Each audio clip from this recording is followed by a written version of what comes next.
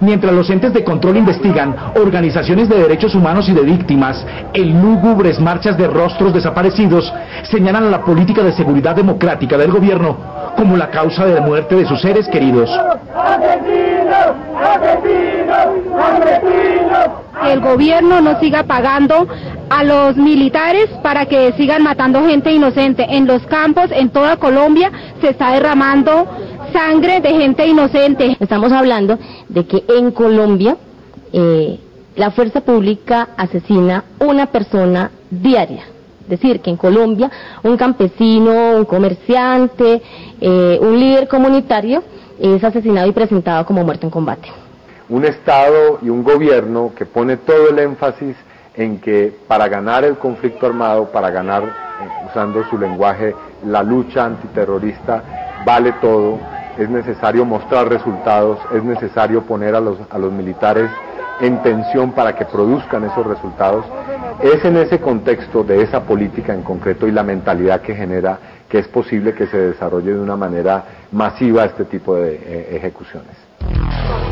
Política que se basa en esta directiva permanente firmada en 2005 por el entonces ministro de Defensa, hoy candidato a fiscal general de la Nación, Camilo Espina, y en la que se desarrollan criterios para el pago de recompensas por la captura o abatimiento de cabecillas de organizaciones armadas al margen de la ley, material de guerra, intendencia o comunicaciones, o información sobre actividades relacionadas con el narcotráfico y el pago de información. Decisión de gobierno que, de acuerdo con los defensores de víctimas, genera una seguridad que mata. El Estado trata de hacerse criminal para combatir a los criminales, es decir, pagando a través de recompensas información o utilizando las cuentas reservadas que maneja la fuerza pública para pago de fuentes de información o de informantes para legalizar esos positivos. Mientras que para el presidente Uribe, su política de seguridad democrática se cimienta en eficacia, verdad y transparencia, y manifiesta que en el número de falsos positivos existen falsas denuncias, los gobiernos de Reino Unido, Canadá y Estados Unidos han condicionado la ayuda económica al gobierno de Uribe al respeto de los derechos humanos por parte de la fuerza pública.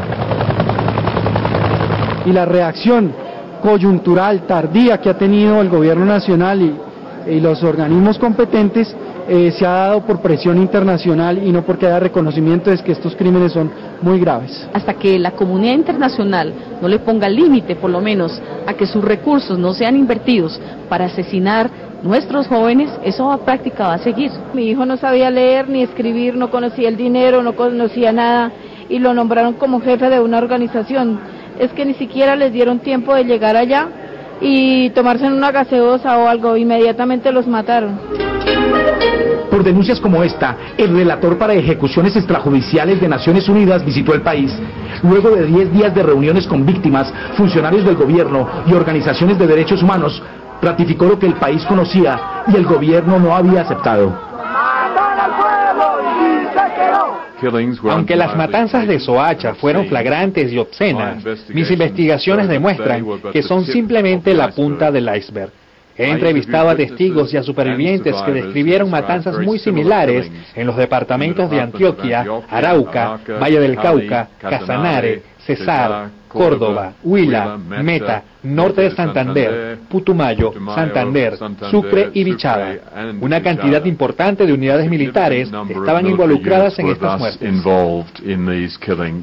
De acuerdo al informe del relator de Naciones Unidas, algunos funcionarios siguen afirmando que muchos de los casos son bajas legítimas de guerrilleros, pero las pruebas, incluyendo informes de balística y forenses, declaraciones de testigos oculares y el testimonio de soldados, indicaron lo contrario.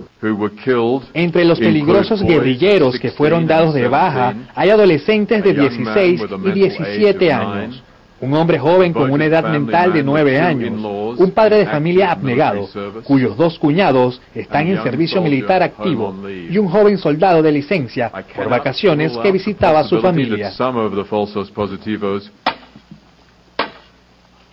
Pero no solo en 14 de los 32 departamentos de Colombia la muerte ha deambulado con uniformes y armas oficiales. La aberrante práctica de los falsos positivos trascendió las fronteras colombianas. En febrero de 2007, 2 campesinos ecuatorianos fueron detenidos en territorio colombiano por el ejército. 2 días después, fueron presentados como guerrilleros muertos en combate. La esposa de José y madre de 3 hijos recuerda cómo el maíz que estaban cosechando fue cambiado por armas, municiones y radios de comunicación. Sí tengo temor de que me puedan hacer algo porque yo esto denuncié. En Colombia está denunciado, hasta uno está con abogado. Que por favor se haga justicia y que reparen todo lo que he perdido, porque yo dejé mi casa, dejé todo. Aquí en el Ecuador estoy sinceramente solo arruinada.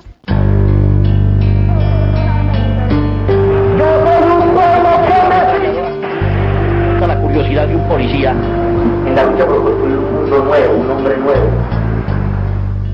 Porque la memoria no se puede borrar. Campesinos, indígenas, afrodescendientes, líderes sociales, desempleados, estudiantes, obreros, jóvenes y mujeres han sido históricamente víctimas de las balas oficiales. La violencia estatal ha marcado la vida colombiana, ya sea como una arma política o como en el caso de los falsos positivos, para mostrar resultados en contra de un enemigo que antes de estar derrotado permanece vigente. En Colombia tenemos una criminalidad de Estado que es una de las criminalidades de Estado con una historia más antigua en el mundo contemporáneo, que van desde la desaparición forzada hasta estos homicidios masivos por parte de miembros de la fuerza pública y que lamentablemente siguen ocurriendo hoy, a pesar de que el gobierno del presidente Uribe intenta señalar que estos son hechos pretéritos y que ya se le ha puesto un punto final a esta práctica. Todos los días seguimos recibiendo noticias y denuncias sobre estas situaciones.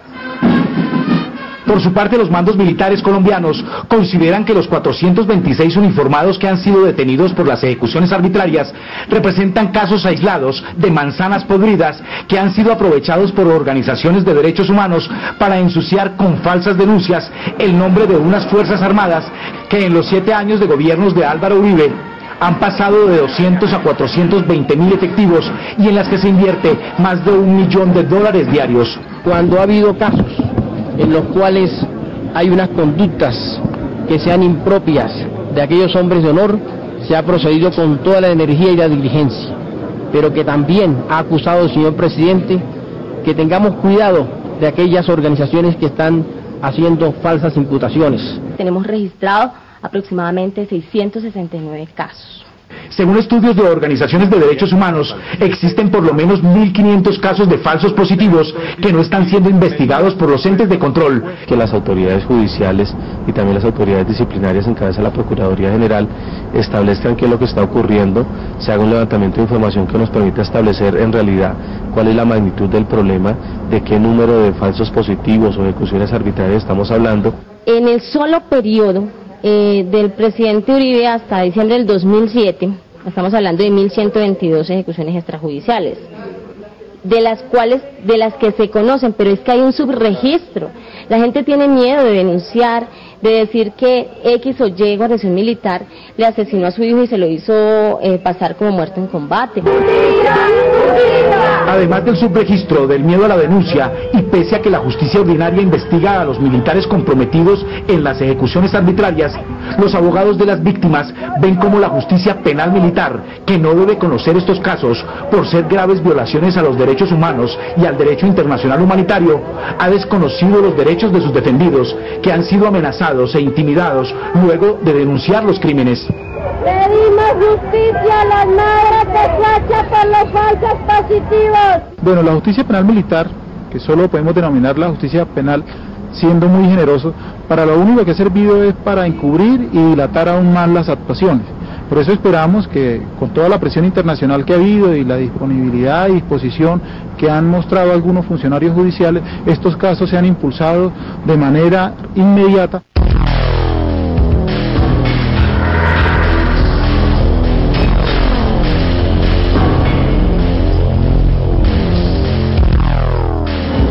Más allá de las implicaciones jurídicas y políticas de los falsos positivos o ejecuciones arbitrarias, de la condena internacional frente a los hechos, de los costos y responsabilidades políticas, de querer señalar que las ejecuciones arbitrarias son prácticas de Estado o casos aislados, Lo cierto es que los familiares de los más de 1.600 casos que están siendo investigados por la Fiscalía colombiana esperan que la verdad y la justicia lleguen de la mano del restablecimiento del buen nombre de sus hijos, que además de encontrar la muerte, siguen siendo señalados de criminales por sus victimarios. Que haya justicia y haya verdad.